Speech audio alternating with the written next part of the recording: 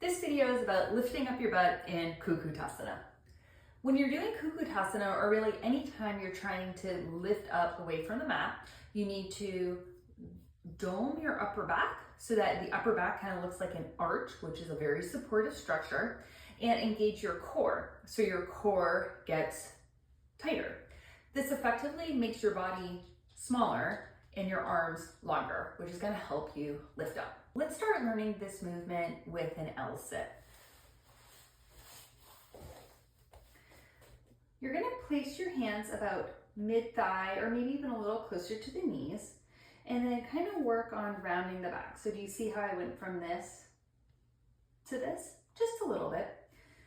Now you're going to contract your abs, and I actually think it's a little bit easier if you just fold forward slightly. And then from here, leave your feet down, but try to lift your butt up. That's a good place to start. If you can't do that, make it easier for yourself. Put your hands on blocks. But notice how I'm doing a lot of this lifting with my arms. If I were here with straight arms trying to lift, it would be much harder. Not impossible, but more difficult. Now let's try to do that in Lolasana. In Lolasana, you kneel, and I'm going to suggest that you bring your chest to your thighs to start learning the movement so that you can lift up by straightening your arms. Again, it's possible to do it from here, but it's, in my opinion, way more difficult. Let me show it to you. Here, contracting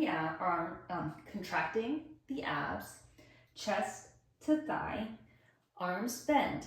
I'm going to straighten my arms and try to hold that Lolasana shape. So you can see I get up higher and it's easier for me. Now let's try that in Lotus, if Lotus is a posture you can do. If not, you could do crisscross legs or repeat Lolasana. So in Utthaputihi, which we do at the end of practice, you're asked to uproot your lotus. And again, it's more difficult if you start with your back straight and your abs long and your arms straight. I can get up, but it's more challenging. Instead, fold, contract the abs, bend the arms, hold this shape, straighten the arms, and lift it up. Now finally, when you're talking about Kukkutasana, there's a little bit more that goes into it because you can't really bend your arms. But you need to be able to understand and be able to lift the shape up before you try Kukkutasana. So try the L-sit, try Lolasana, try Utthaputihi. Once you have those, you can start working on Kukkutasana. Again, same in Kukkutasana, you've got to kind of dome the upper back and make this arch shape here. And of course you have the added difficulty of having the arms through the legs.